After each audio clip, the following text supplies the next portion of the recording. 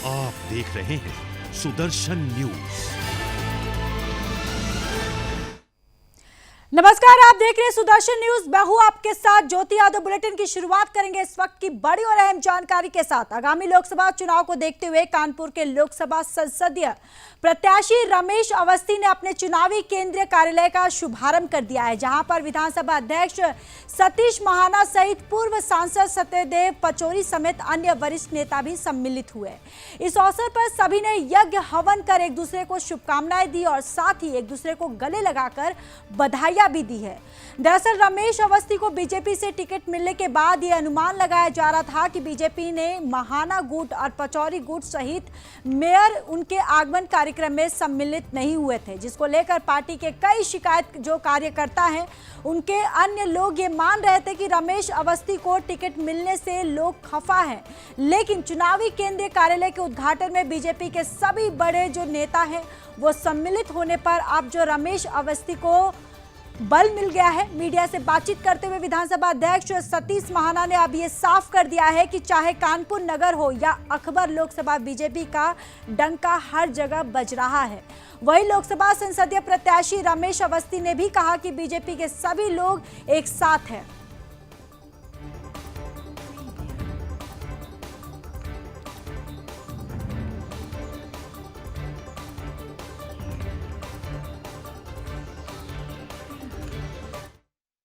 से पार होने वाली है। कानपुर लोकसभा और अकबरपुर लोकसभा की ये दोनों सीटें भारतीय जनता पार्टी के पक्ष में जा रही हैं और बहुत अधिक बहुमत से हम इस दोनों सीटों को जीतेंगे। आज देश में विगत 10 साल का जो काम माननीय प्रधानमंत्री नरेंद्र मोदी जी के नेतृत्व में हुआ है वो अविश्वसनीय, अकल्पनीय है। जनता आज उसके ऊपर विश्वास करके 2014 में एक व्यक्ति इस देश की राजनीति में आया था जिसका नाम था श्री नरेंद्र मोदी। मोदी जी के नाम पर 2014 में लोगों ने वोट दिया था। आज उनके 10 साल के काम और मोदी जी के नाम दोनों के ऊपर जब वोट मिलेगा तो 400 सीटें पार होंगी। कोई लड़ाई नहीं। आप देख रहे होंगे कि जो लोग लड़ाई की बात कर रहे हैं, चर्चा कर रहे थे विपक्षी दल, उनको आज दिख गया कि पार्टी में सब लोग एक साथ हैं और भारी बहुमत से हम लोग जीतने जा रहे हैं। आप सब लोगों को पता है, कोई लड़ाई हो तो मैं उसकी बात करूं। ये जो एक तरफा चुनाव है, भारी बहुमत से पार्टी का प्रत्याशी यानी कमल फूल जीत रहा है। जो मैंने पहले भी कहा, आज भी कह रहा हूं, आज आप लोगों को ये दिख भी गया होगा। तमाम विकास कार्य है और भारतीय जनता पार्टी की जब से डबल इंजन की सरकार बनी है, माननीय प्रधानमंत्री नरेंद्र मोदी जी ने, माननीय यशस्वी मुख्यमंत्री हमारे योगी आदित्यनाथ ने कानपुर के विकास के लिए तमाम कदम उठाए हैं। वो विकास का पहिया निरंतर गति से चालू हो गया है और वो निरंतर आपको विकास। उत्तर प्रदेश के कानपुर में अभी कभी भी आपकी जब जमा पूंजी और जीवन भर की खून पसीने की कमाई छूमंतर हो सकती है, क्योंकि बदलते दौर में अपराधियों ने अपराध का तौर तरीका भी बदल लिया है। दरअसल अब गोली बंदूक की जगह कंप्यूटर का सहारा लेते हुए साइबर अपराध किए जा रहे हैं। वहीं बढ़ते साइबर अपराध के कारणों में पढ़े लिखे बेरोजगारों की संख्या भी पहले से अधिक होती जा रही है और साइबर थाने के आंकड़े इस बात की गवाही खुद देते हैं। जानकारी के लिए बता दें कि वर्ष 2023 में जनवरी से दिसंबर के बीच कुल 34 अभियोगों में लगभग 4 करोड़ 45 लाख के मामले सामने आए थे। वहीं अभी 2024 में 3 महीने के भीतर ही 46 मामले दर्ज हो चुके हैं, जिनमें 6 करोड़ 72 लाख तक मामले सामने आ चुके हैं। वहीं साइबर अपराध के बारे में बात करते हुए डीसीपी क्राइम आशीष श्रीवास्तव ने बताया कि साइबर अपराध को रोकने के लिए सबसे आवश्यकता जागरूकता की होती है। यदि आप जागरूक और सहज हैं तो आपके साथ साइबर अपराध की संभावना नहीं हो सकती है। वहीं आपको बताते चले कि पुलिस ने साइबर अपराधों के लिए अलग से साइबर थाने की व्यवस्था भी की, जिसमें 5 लाख से अधिक की रकम पर विशेष तौर पर प्रशिक्षित साइबर अपराध उन्मूलक टीम काम करती है और पीड़ित को जल्द से जल्द राहत दिलाने का काम करती है।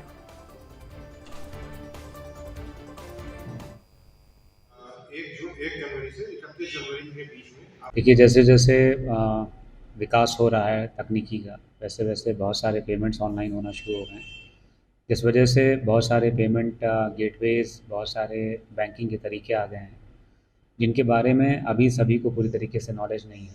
जैसे जैसे हम लोग हार्ड करेंसी से ई करेंसी की तरफ मूव कर रहे हैं, वैसे वैसे इस तरह के अपराधों में वृद्धि हो रही है। मुख्य रूप से इन अपराधों के अनावरण में जो समस्या आती है वो ये है कि क्योंकि इंटरनेट पर अपराध करने के लिए मौके पर मौजूद होना ज़रूरी नहीं है।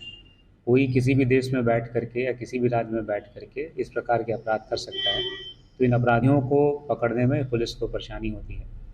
इसमें सर्वप्रथम पुलिस के द्वारा प्रयास किया जाता है कि जो भी वादी है, पीड़ित है, उसका जो भी पैसा गया है, यदि वो पेमेंट गेटवे में फंसा हुआ है, अभी वहाँ से रिलीज़ नहीं हुआ है, तो उसको वहीं पर स्टॉप पेमेंट करके फिर उसको वापस उसके खाते में बुलाने का प्रयास किया जाता है।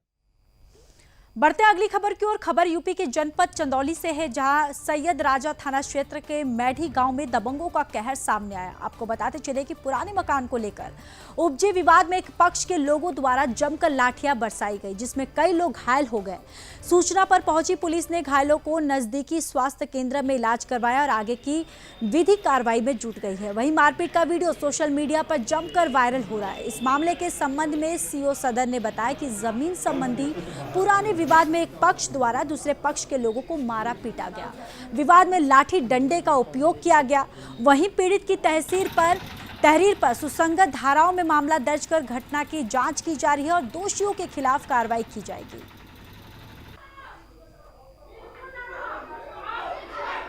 मैं राजेश कुमार राय, क्षेत्राधिकारी सदर, जनपद चंदौली। आज सुबह में ग्राम मैड़ी, थाना सैयद राजा अंतर्गत दो पक्षों में पुराने मकान के विवाद को लेकर आपस में मारपीट की घटना घटित हुई है। इस संबंध में मौके का निरीक्षण किया गया है और सुसंगत धाराओं में अभियोग पंजीकृत किया जा रहा है। इस संबंध में दोषी व्यक्तियों के विरुद्ध समुचित विधिक कार्रवाई की जाएगी। खबर यूपी के हाथरस से, जहां सिकंदरा राव कोतवाली के मऊ गांव से एक बड़ी ही दर्दनाक घटना सामने आई, जहां आपसी विवाद के कारण छोटे भाई ने बड़े भाई को गोली मार दी, जिसमें बड़े भाई की मौके पर ही मौत हो गई है। वही घटना को अंजाम देकर छोटा भाई मौके से फरार हो गया। आपको बताते चले कि मृतक बड़े भाई का नाम गजेंद्र उर्फ बडेला है, जिस पर आरोप था कि वह शराब पीकर घर में विवाद करता रहता था, जिस वजह से बीती रात को 9:30 बजे भी परिवार में वाद विवाद हो गया था, जिसके बाद रोष में आकर छोटे भाई ने बड़े भाई को गोली मार दी। दो भाइयों के कहासुनी के विवाद में छोटे भाई ने 40 वर्षीय बड़े भाई के एक के बाद दो गोली मार दी है और जिसमें बड़े भाई की मौके पर ही दर्दनाक मौत हो गई है। वहीं छोटा भाई घटना को अंजाम देकर मौके से फरार हो गया। घटना की सूचना पर पुलिस मौके पर पहुंचकर कार्रवाई में जुट गई है। मृतक के शव का पंचनामा करवाकर उसे पोस्टमार्टम के लिए भिजवा दिया गया है।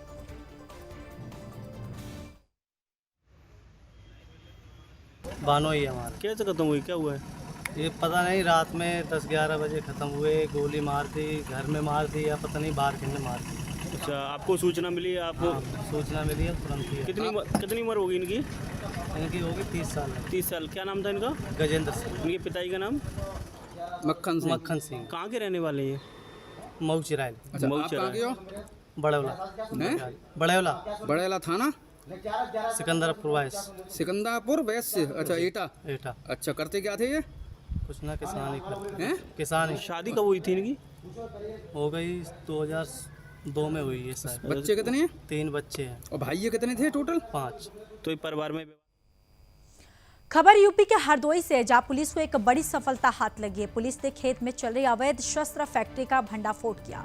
मिली जानकारी के मुताबिक मुखबिर की सूचना पर पहुंचकर पुलिस ने एक अभियुक्त को गिरफ्तार किया। गिरफ्तार किए गए युवक के पास से अर्धनिर्मित शस्त्र और शस्त्र के साथ शस्त्र बनाने के उपकरण भी बरामद किए गए। आपको बताते चले कि पकड़े गए युवक पर पहले से ही लगभग 1 दर्जन से मुकदमे दर्ज थे। वहीं पुलिस ने मौके पर से 5 तमंचे, 1 बंदूक, 12 जिंदा खोखे और कारतूस भी बरामद किए हैं। और साथ ही साथ मामले पर हरदोई पुलिस अधीक्षक केशव चंद्र गोस्वामी ने जानकारी देते हुए बताया कि मुखबिर की सूचना पर वहां पर पहुंचे अरवल पुलिस ने एक युवक को गिरफ्तार किया, जिसके द्वारा खेत में अवैध तरीके से शस्त्र बनाने की फैक्ट्री चलाई जा रही थी। पुलिस आरोपी को गिरफ्तार कर आगे की कार्रवाई कर रही है। ये ग्राम हैदराबाद के पास अरवल थाना पुलिस द्वारा चेकिंग की जा रही थी, तो वहाँ पर मुखबिर खास से सूचना मिली कि ग्राम कड़िलेपुरवा के पास खेत में बनी झोपड़ी में एक व्यक्ति असलहे बनाता है अवैध रूप से। क्योंकि लोकसभा चुनाव आसन्न है, उसको दृष्टिगत रखते हुए चेकिंग जारी थी और हमारी टीम ने उस झोपड़ी की घेराबंदी किया तो वहाँ खटपट की आवाज़ हुई, जिसको देखकर वहाँ पे अंदर लोग प्रवेश किए तो एक व्यक्ति बनाता हुआ दिखाई पड़ा, जिसे पकड़ा गया। तो वहाँ पर कुछ 5 तमंचे बने हुए तैयार थे, एक बंदूक थी, कुछ कटी हुई नाले थी, थे उनके बनाने के उपकरण, सभी चीज़ों को कब्जे में लेकर और यहाँ लाया गया, सीलबंद करके, और न्यायालय के सामने इसको प्रस्तुत किया जाएगा। और गिरफ्तार करने वाली हमारी अर्बन टीम को 10,000 रुपये। लोकसभा चुनाव 2024 को सकुशल और निष्पक्ष तरीके से कराने के उद्देश्य से शनिवार को भारत नेपाल के अधिकारियों के बीच सभागार में सौहार्दपूर्ण वातावरण में संपन्न हुई। इसमें दोनों देशों के बीच लोकसभा चुनाव को शांतिपूर्ण तरीके से संपन्न कराने के लिए सहमति बनी। वहीं नेपाल के अधिकारियों ने पूर्ण सहयोग का भरोसा दिलाया। बैठक में लोकसभा चुनाव के मद्देनजर सीमा पर चौकसी बरतने, अपराधियों पर लगाम लगाने सहित कई विषयों पर चर्चा की गई। बैठक में अधिकारियों ने लोकसभा चुनाव के मद्देनजर सीमा पर विशेष निगरानी रखने की बात भी कही और साथ ही मादक पदार्थों की तस्करी, अपराधियों की धरपकड़ सीमा के दोनों तरफ कैसे की जाए, जिससे अंतर्राष्ट्रीय सीमा के दोनों और अपराधियों को संरक्षण न मिल सके, और ऐसे कई महत्वपूर्ण मुद्दों पर चर्चा की गई। साथ ही साथ बैठक में तय किया गया कि भारत के साथ ही नेपाल में भी अपने क्षेत्र में बैरियर बनाकर सीमा पार करने वाले अराजक तत्वों को उसकी निगरानी करेंगे और साथ ही साथ दोनों देश अपने अपने यहाँ सक्रिय अपराधियों की सूची तैयार कर एक दूसरे को सौंपेंगे।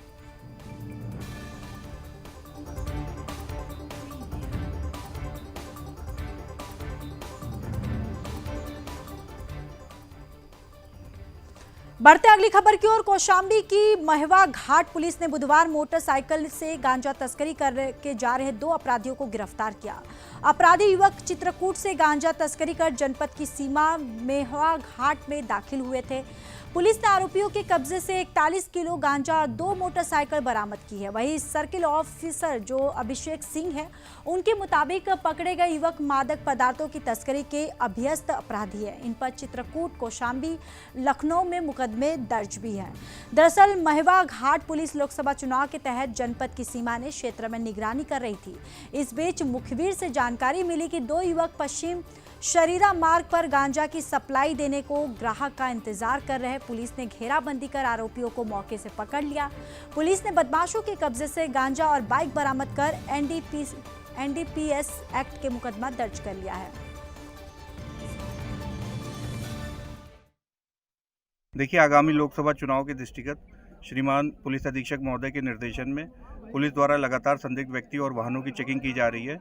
इसी क्रम में थाना महवा घाट पुलिस और एसओजी के द्वारा 2 लोगों को हिरासत में लिया गया है, जिनके पास से 33 किलो 500 ग्राम अवैध मादक पदार्थ बरामद हुआ है और उनको गिरफ्तार करके उनके खिलाफ आवश्यक विधिक कार्रवाई की जा रही है। मध्य प्रदेश के टीकमगढ़ जिले में भारतीय जनता पार्टी के नेता अजय सिंह यादव का बयान सामने आया, जहां उन्होंने कांग्रेस पार्टी पर जमकर निशाना साधते हुए कहा कि गठबंधन ठग बंधन बन गया है, जो अपने ही सहयोगी दलों को ठगने का काम करता है। विधानसभा चुनाव में अखिलेश यादव को अखिलेश कहकर अपमानित किया गया और एक भी सीट विधानसभा में लड़ने के लिए नहीं दिया गया है और अब लोकसभा चुनाव में 1 सीट समझौते के तहत दी गई है। पहले 2 और 3 बार उम्मीदवार बदले गए। फिर जिस तरीके से प्रत्याशी का नामांकन रद्द हुआ और कहा गया कि कांग्रेस पार्टी जो अपने ही लोगों को ठगने का काम कर रही है और ये स्पष्ट दिखाई भी देता है। प्रदेश की जनता इस गठबंधन के चक्कर में नहीं पड़ने वाली और सभी 29 सीटों पर भारतीय जनता पार्टी बहुत बड़े अंतर से जीतने जा रही है। इस मामले में कांग्रेस पार्टी पूरी तरह से एक्सपोज हो गई है और आगे क्या कुछ कहा आप भी सुनिए। कांग्रेस पार्टी का गठबंधन ठगबंधन बन गया है, जो अपने ही सहयोगी दलों को ठगने का काम करते हैं। विधानसभा चुनाव में अखिलेश यादव को अखिलेश बखलेश कहकर अपमानित किया, एक भी सीट नहीं दी प्रदेश में, और लोकसभा चुनाव में 1 सीट लड़ने के लिए दी। पहले 2 3 बार उम्मीदवार बदले और जिस तरह से प्रत्याशी का नामांकन रद्द हुआ, ये कांग्रेस पार्टी की अपने लोगों को ठगने की जो परिणति है वो दिखाई देती है। प्रदेश की जनता इस ठगबंधन और गठबंधन के चक्कर में नहीं पड़ने वाली है। सभी 29 सीटों पर भारतीय जनता पार्टी बड़े अंतर से जीतने जा रही है। खबर बिहार के मुंगेर से है, जहां फाइनेंस कंपनी के कर्मी से लूट की घटना को अंजाम देने वाले गिरोह के सरगना सहित 4 अपराधियों को सफिया सराय थाने की पुलिस ने गिरफ्तार कर लिया। गिरफ्तार अपराधियों के पास से 39,800 रुपया नगद बरामद किया गया। गिरफ्तार अपराधियों में अमलेश कुमार यादव, मकेश्वर यादव, धीरज कुमार यादव और नीरज कुमार यादव शामिल है। वहीं मकेश्वर यादव लूट गिरोह का सरगना बताया जाता है, जबकि धीरज कुमार फाइनेंस कंपनी का पूर्व कर्मी है, जो लुटेरों को सूचना देता है कि कंपनी का कर्मी आज रुपया लेकर निकलेगा। गिरफ्तार सभी अपराधी खगड़िया जिले के मुफसिल चमन टोला के निवासी है, जो मुंगेर में लूट की घटना को अंजाम देने के बाद फरदा के समीप एक किराए के मकान में जाकर शरण लेते थे और उसी किराए के मकान में रहते भी थे। वहीं सदर डीएसपी राजेश कुमार ने बताया कि पकड़े जो लुटेरे हैं उन्हें फाइनेंस कंपनी के कर्मी के साथ 10 फरवरी 24 को साफियास राय के समीप 1,48,000 रुपया लूट की घटना को अंजाम दिया। इसके अलावा खगड़पुर में भी उसी कंपनी के कर्मी के साथ 14 मार्च को 1,90,000 रुपये लूट की घटना को अंजाम दे चुके हैं। डीएसपी ने बताया कि जिस किराए के मकान में अपराधी शरण लेते थे, उसकी भूमिका भी संदेह के घेरे में है।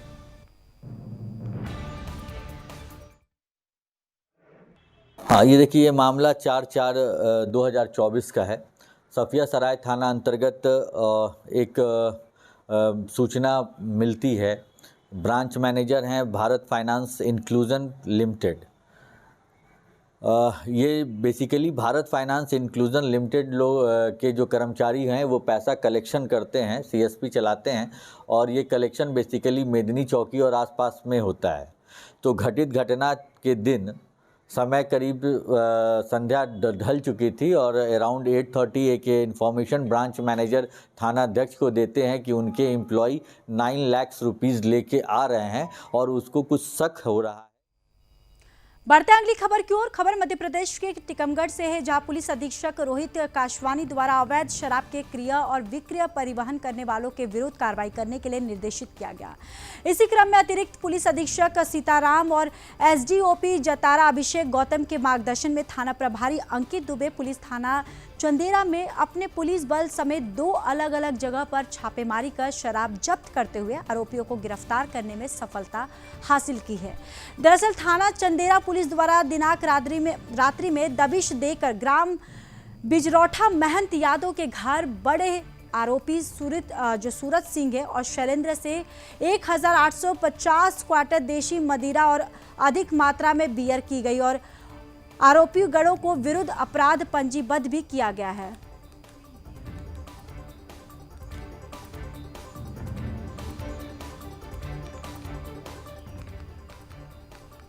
खबर यूपी की शामली से है, जहां पुलिस ने थाना भवन में लगभग 6 महीने पूर्व हुई युवक की हत्या का खुलासा करते हुए 2 वांछित अपराधियों को गिरफ्तार कर लिया है। आपको बताते चले कि थाना भवन क्षेत्र के गांव मंटी हसनपुर में युवक की गोली मारकर हत्या करने का मामला पुलिस ने गांव के ही 3 भाइयों सहित 6 लोगों को गिरफ्तार कर जेल भेज दिया।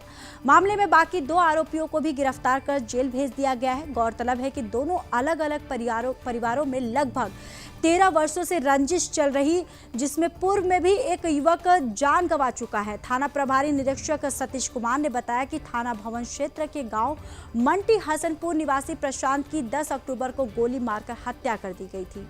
मामले में मृतक युवक प्रशांत के पिता लोकेश की तहरीर के आधार पर पुलिस ने मुकदमा दर्ज कर लिया, जिसके बाद गाँव के ही आरोपी 6 थाना भवन पुलिस ने गिरफ्तार कर जेल भेज दिया है।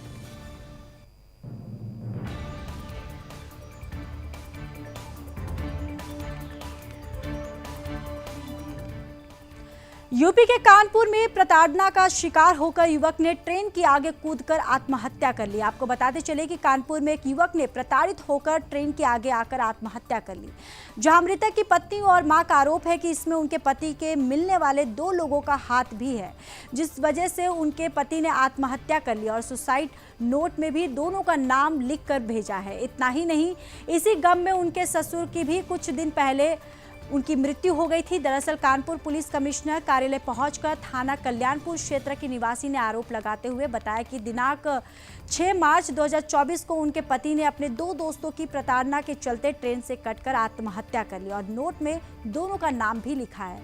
वहीं पीड़ित महिला का ये भी आरोप है कि पैसे के लेन देन के चलते इन दबंगों के चक्कर में यह हादसा हुआ और कल्याणपुर पुलिस ने 1 महीने बीते जाने के बाद भी कोई कार्रवाई नहीं की है और लगातार पुलिस के अधिकारियों से न्याय की गुहार लगा रही है।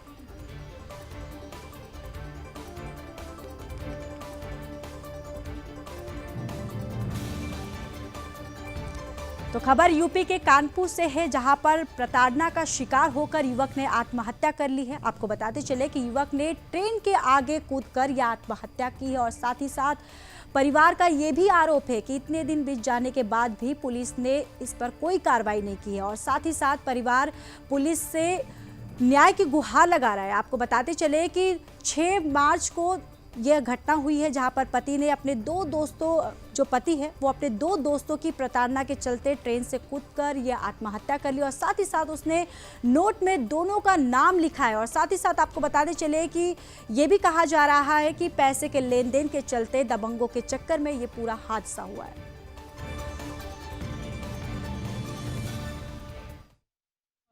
कमिश्नर ऑफिस आई हूँ मैं, मेरी FIR नहीं लिखी जा रही है सर। आज क्या घटना हुई? सर मेरे हस्बैंड ने सुसाइड कर लिया था सर। सुसाइड नोट भी वो देकर गए हैं सर, जिसमें अजय सिंह, कौशिक मार्बल और जितेंद्र चौधरी शामिल हैं। उनका नाम वो लिख कर गए हैं कि मेरी मौत का कारण अजय सिंह चौधरी, कल्याणपुर, कौशिक मार्बल और जितेंद्र चौधरी है सर।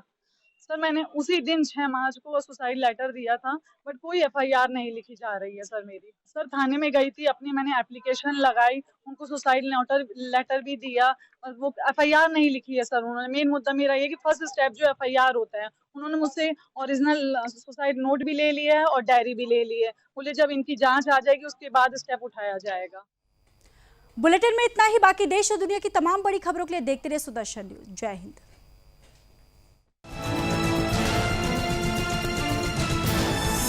आप देख रहे हैं सुदर्शन न्यूज।